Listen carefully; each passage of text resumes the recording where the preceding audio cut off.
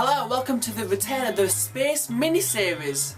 In this video we're going to be talking about the Sun and solar eclipses. We'll start off with Uranus. The sunset here is barely noticeable and the Sun looks 300 times smaller than back on Earth. A bit closer to home, 230 million kilometres away from the Earth, we have Mars. This is the sunset of Mars. Going past the Earth we reach further into the solar system. Mercury is the closest planet to the Sun. This is only 46 million kilometres out. Here, a day is 146 Earth days. Here is the Sun's core at a whopping 15 million degrees Celsius. We've worked out the age of the universe is 13.7 billion years old, and the Sun is 5 billion years old. That's a third. But the question is, what has been powering the Sun for all this time? Have you ever looked up into the night sky to see what looks like to be dark clouds in between stars? Those clouds are called molecular clouds.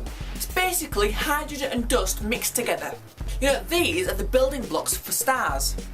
The temperatures for these clouds are only 10 degrees Celsius. But this is important because gravity is able to grab all this and make it dense. The denser it also gets hotter and hotter, where it gets so hot a star is eventually born. This happened 5 billion years ago with our Sun. Back on Earth we see the effects of the Sun every single day. For instance, light is white. When you pass it through a prism you see the full spectrum of colours. This is because light is actually separated in a lot of colours.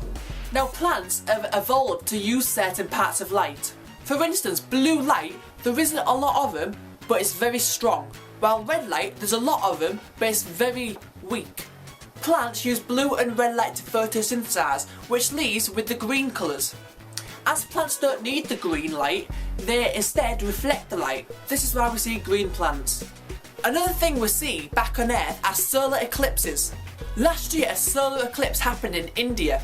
This is where the moon goes in front of the Sun and completely obscures it. Doesn't it just look amazing? You see this light around the moon from the Sun? This is the Sun's atmosphere. The Sun's atmosphere is well over 1 million degrees Celsius. These corona particles leak out 7 million tonnes an hour. This is also known as the solar wind. The solar wind can actually travel and reach to the Earth. Luckily though, the Earth has a protection against it, and that's the magnetic field.